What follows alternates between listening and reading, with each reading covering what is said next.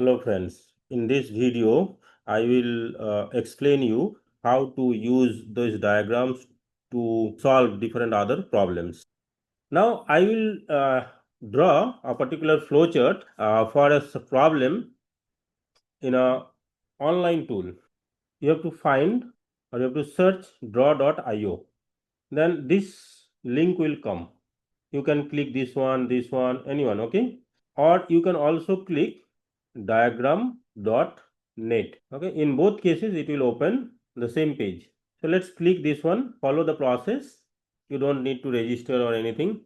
You start it and you will come to a place something like this. It will ask you whether you want to create a blank diagram or a class diagram. These are different types of diagram, as I said. So we want to create a flowchart. Okay, so I will click this one or you can click this one. So let's click this one. Okay, and then it will come to this place. Okay, what you can do, you can keep this or you can delete this, or better you can click create a blank one and create, and it will open a blank page. So here I will show you that how to draw a particular flowchart for a problem where, say, we will try to find out a particular number is prime or not. Okay, so what we have to do, first thing here, you have to look at this toolbox. There are some general toolbox tools are available for drawing the flowchart. I will not use this. You can use it, there is no problem to use these symbols, but since I am drawing a flowchart, I want to draw a flowchart, I will use the particular symbols available for drawing the flowchart. Okay, like for example, here see data, collect, card, annotate, database. Okay, and then you will have this start. So you can see all those symbols which I have shown you. This one is like or, this one is summing junction, like those square small circle what I have shown you earlier in my slide. So what I will do here, let's first start with the start symbol. Okay, so you double click in this particular symbol and then you have a place to write. Okay, so I will write the start word here. You can increase the size of the text by clicking this tab and click the size here, how much size you want for better visibility. Say for example, I want 25 point text. The font size you can increase and you can adjust. Now from here, say for example, I want to draw the next symbol, that is reading the value, reading the number which I want to test whether the number is prime or not. So what I can do, since reading is a input symbol, so what symbol I have to use, that is a parallelogram, right? If you go to the parallelogram symbol here, where is the parallelogram symbol in this place? Yeah, here, data. So I will use this one. I will collect the data from the user. So that's why it is make a parallelogram shape, and then to connect it, you can directly move around your mouse to a particular symbol, and then you can see some arrows, some points are highlighted. So which arrow you want to select, you select it and then connect it. Okay, by this way you can see, as you drag and drop the other symbol which are connected, automatically the arrow will be enlarged or extended. Now here what you have to do, you have to write get the number. Again you have to change the particular text. Now every time you have to do this, but I will show you how to change it later on. Okay, with the together or with all for all the symbols. Now get the number n.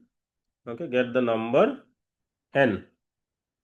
Now you, from this you again move around. Instead of double clicking these symbols, what I will do, I will come here and I want to take a process box to initialize the other variables, and that I will write set I equals to set flag equals 1.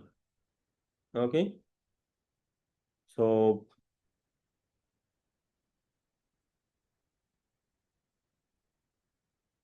let's enlarge a little bit.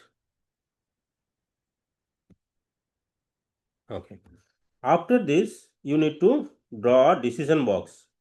So I will draw a decision box to check whether a particular this I is less than equal to n by 2 or not. Okay, so if it is no, okay, if it is no, then I will put another decision box where I will test that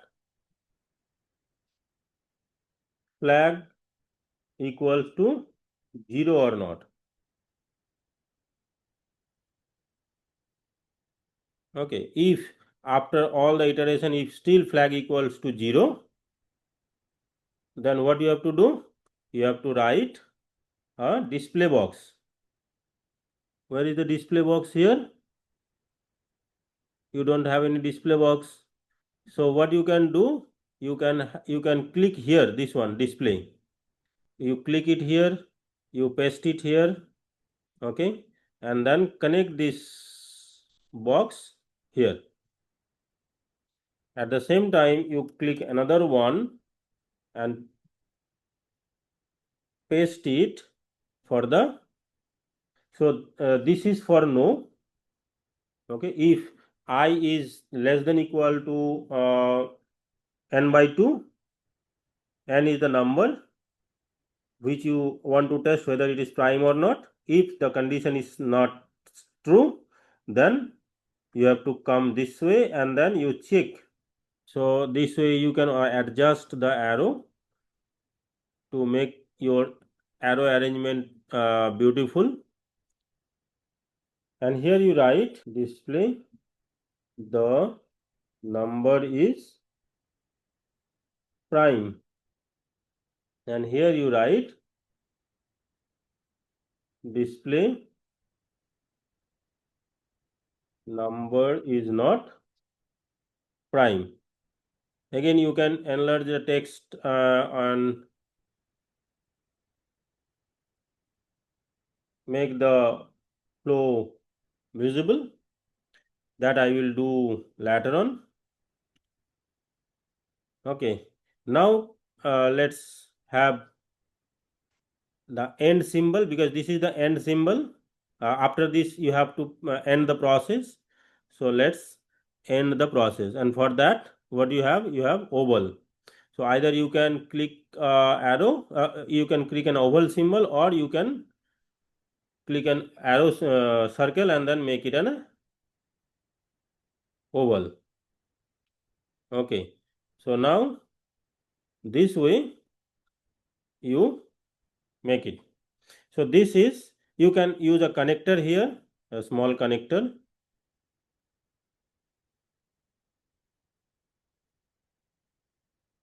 and then end the process. Now what will happen if this condition is true? Then you have to repeat a loop, right, for finding whether I is divisible by that particular number or not. So there will be another decision box you have to draw, and you draw something like n modulo I is equals 0. Okay, n modulo I, that is equal to 0. This is for yes. If the condition is true, then you have to do this. And here, if this is true, then what you have to, if the condition is true, then what you have to do? You have to you have to change the flag to 1. That will tell that number is divisible by not the number and 1, but by other number also. Okay, and after that you increase the counter, that is another process box, that is I equals I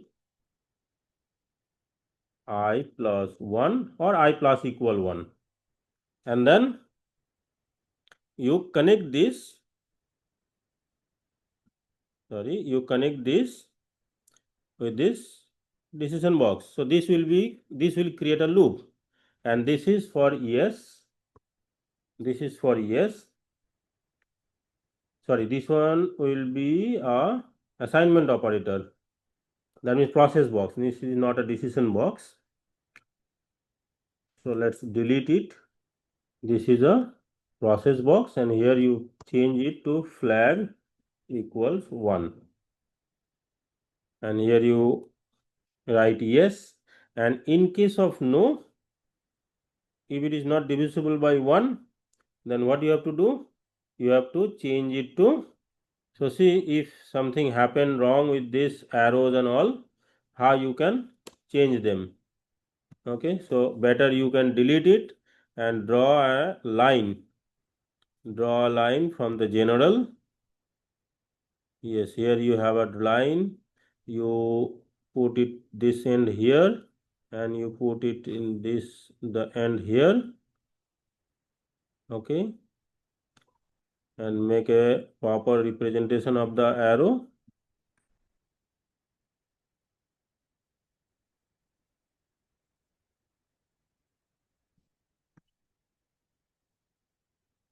Okay, so now see, some text are small, some text are large. Now I will select all of this and I will change it to, say for example, 22.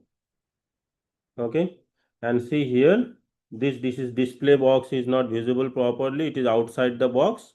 So better you increase the size of the box like this. Okay, and now you can save this in your computer by exporting into PNG. You have many other symbols, so just keep it the default one and export it. You can have the symbol file name. Say for example, I want to give prime.png and then save it. So it will, I have already one symbol here, so let's draw with prime1, and then you can also keep this source file, okay, draw.io, for later change, or if you want to modify, or if you want to use for other time, you can also use this with the draw.io. You can upload, say for example, I am saving it here, and here you can open from device, and then you can open the symbol again. See, it is opened here. So that's the way you can draw a flowchart in on an online tool, that is draw.io. So hope you understood how to draw a flowchart, what are the components available to draw a basic flowchart, and what are the purpose of using flowchart. Thank you. If you like this video, please like, share and subscribe my channel. Thank you. If you like this video, please like, share and subscribe my channel.